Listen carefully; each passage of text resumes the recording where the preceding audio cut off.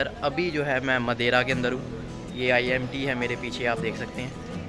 यहाँ से मैं अभी अपना जो हो रही है, तो मैंने सोचा इससे पहले कि ये लाइसेंस एक्सचेंज करना भी हमारे लिए बंद कर दें, तो मैं इसको जल्दी से जो है एक्सचेंज करवा लेता हूँ। तो जैसे और उसने बोला कि 2 महीने के अंदर अंदर आपका ड्राइविंग लाइसेंस आ जाएगा।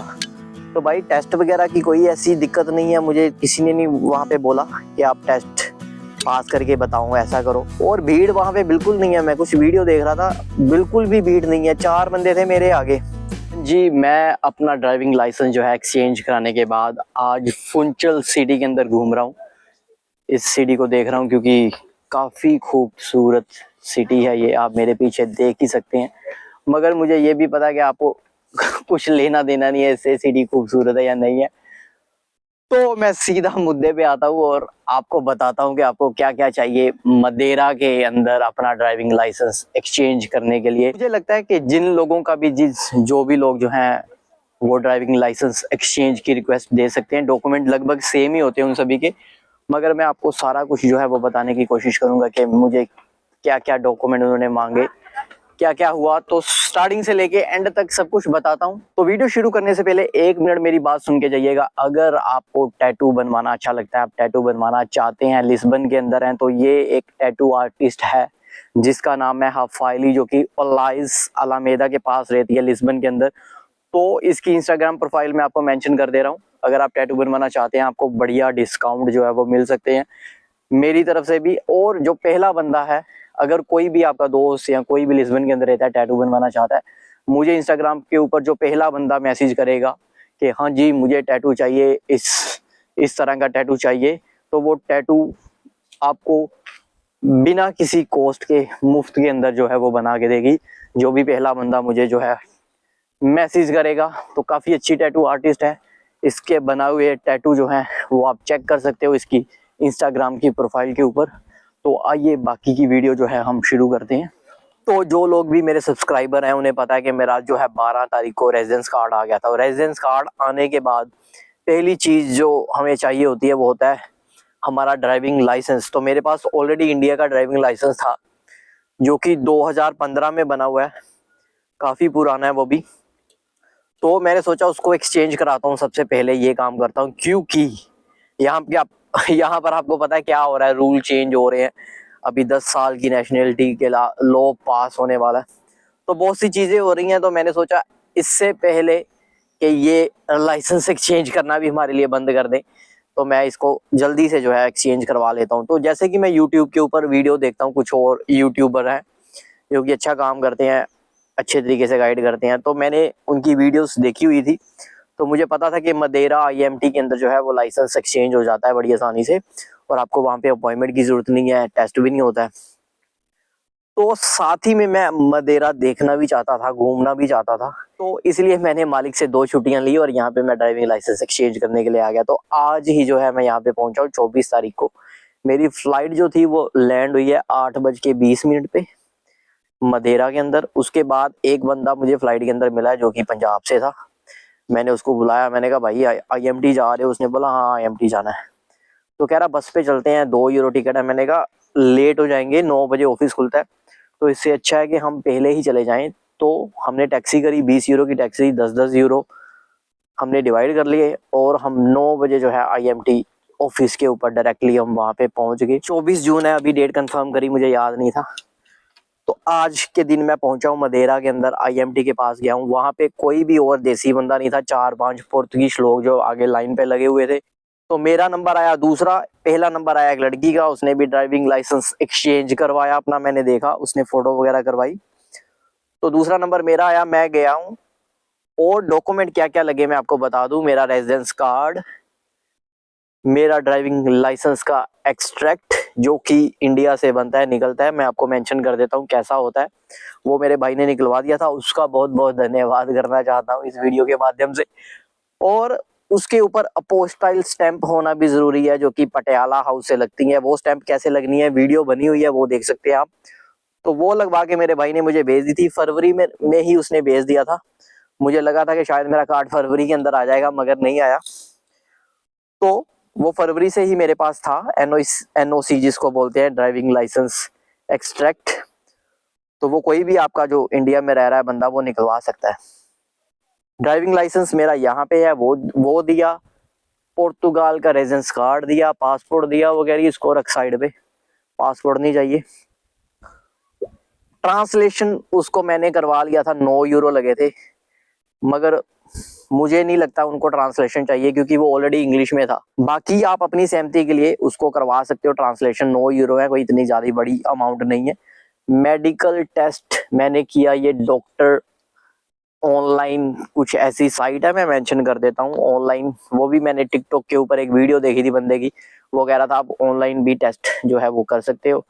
तो ऑनलाइन मैंने मेडिकल सर्टिफिकेट लिया, एक डॉक्टर से मेरी बात हुई, हेलो कैसे हो, तुम्हारा नाम, तुम शराब पीते हो, तुम्हें ये बीमारी है, तुम ऐनक लगाते हो, तुम ऐसा ऐसा ऐसा, तो वो आपसे सवाल पूछेगी, अगर इंग्लिश में बात कर सकते हो थोड़ी बहुत तो ऑनलाइन ही आप जो है मेडिकल टेस्ट दे सकते हो। अगर नहीं बात कर सकते हैं तो ये आपको नहीं, अगर नहीं बात कर सकते हैं तो आपको मैं ये एक डॉक्टर मेंशन कर दे रहा हूँ यहाँ पे, जो किसी ने मुझे बताया था, यहाँ पे आप जाएं उसी समय अपना मेडिकल लेके आ जाएं। तो सिर्फ यही डॉक्यूमेंट लगे, एक ड्राइविंग लाइसेंस का एक्सट्रैक्ट, एक मेरा पुर्तगाल का रेजिडेंस कार्ड, दूसरा मेडिकल सर्टिफिकेट, बस। उसने वहां पे मेरी फोटो क्लिक करी, 30 यूरो दिए, कैश या कार्ड किसी भी तरह से पेमेंट कर सकते हो। और एक और बात, मैंने जब मेरा उसने फोटो वगैरह क्लिक कर ली, सारा कुछ हो गया, उसने बोला यही एड्रेस है, मैंने कहा हाँ जी यही एड्रेस है। उसने मुझसे कोई भी फाइनेंस का डोमिसाइल का पेपर वगैरह कुछ नहीं मांगा, ना ही उसने मुझे जुनता मांगा। तो उसने बोला ये एड्रेस है, मैंने कहा हाँ जी ये एड्रेस है। मैंने उसको बोला कि क्या मैं ये अपना लाइसेंस जो है अपने काम वाले एड्रेस पे ले सकता हूँ? उसने कहा हाँ ले सकता है, क्या है तुम्हारा काम का एड्रेस? तो मैंने उसको अपने काम वाला एड्रेस दिया, तो उसने वो नोट कर लिया।